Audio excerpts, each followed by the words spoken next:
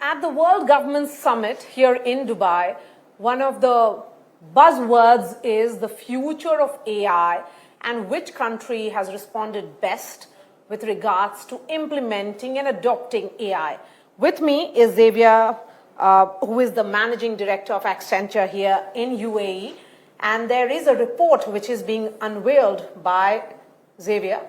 So what exactly is the nature of this report and how significant is it in terms of the future of AI vis-a-vis multiple governments that we are looking at? Thanks, first of all, to welcome me here. Pleasure. So indeed, as following up on our partnership with the World Government Summit, we've become this year again the knowledge partner with them, and we've co-developed a report around proactiveness of the government on applying AI. And it has a lot of content about, because there's billions being plugged into technology. Is this, and especially on AI, are those materializing into better citizen services, in better government officials and servants' experiences? That's what we're assessing that in that report, right? And for us, it's very strategic because you can really see the divide about the. We've analyzed over 7,000 interviews we've done to citizens, 4,000 to public servants in 14 different countries. And you can see the divide between the West and the East and the Middle East as well, and how they go onto AI services. How's India faring? India, together with this region, first really at the forefront. Okay. And for a number of reasons, because it's not only about the money invested into automating processes, but it's about reinventing those processes, those programs. And that's why we almost call it to become an invisible government, right? And it takes time. It's a journey. Let me put an example. So that's a fascinating example that you've given. So are you then saying that AI will invisibilize governments? It needs to provide a baseline of better service, a smoother, but human, fundamentally human. It's not about what I was doing before, I can do it faster, I can do it cheaper. It's not about that. This will not gain engagement. Actually, one of the findings is 45% of the people believe that their governments do not deliver smooth services, transparent services globally. Whilst if you look in this region, and in both, of course, to the extent India, because there is a lot of interactions between the Middle East and India on delivering all this, it's a completely different opinion.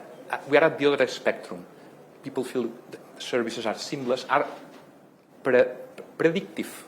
So instead of you having to ask, as a mother expecting a child, you know that when the child is born, you're going to have to go the birth certificate, you're going to have to the vaccination, the nurseries. You can anticipate those needs. You can proactively propose those things. So there's governments that are adopting this at scale. And Xavier, India will be hosting a massive AI summit in 2 weeks from now. Several heads of state, over 100 CEOs have confirmed their presence in that. When you look at your own findings, is India really competing with US and China in the space of AI? Well, it is in many dimensions, and there's still some way to go in others, because the scale of the country requires a lot of continued investment. It doesn't happen immediately. But the talent part, which is a fundamental enabler, is there. The AI shift into it is far. And the fact that the traditional IT outsourcing services, India was famous in the past, you will need to reinvent those to be relevant in the future. So your companies and us, as big part of, we have a massive, as Accenture, capability in your big cities in the country. Right.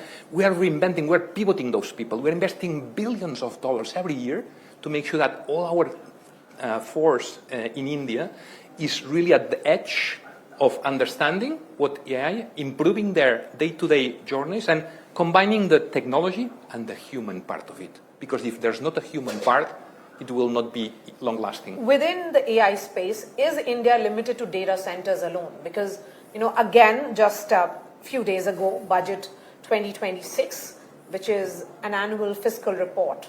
And also the direction of policy, the financial policy, has been unveiled, and the emphasis is on creating more data centers.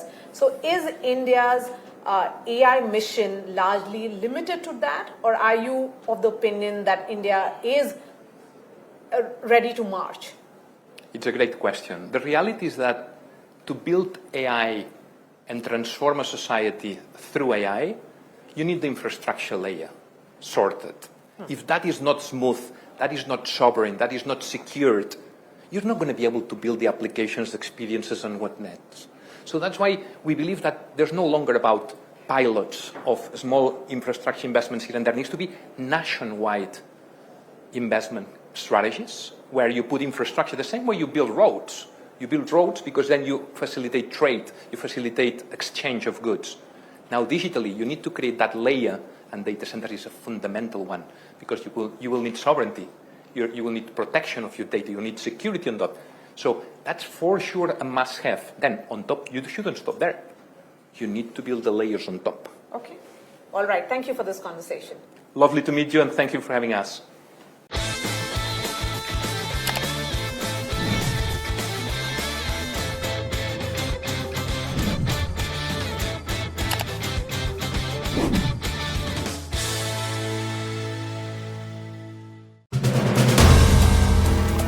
If you like the video, do like, comment, share and subscribe.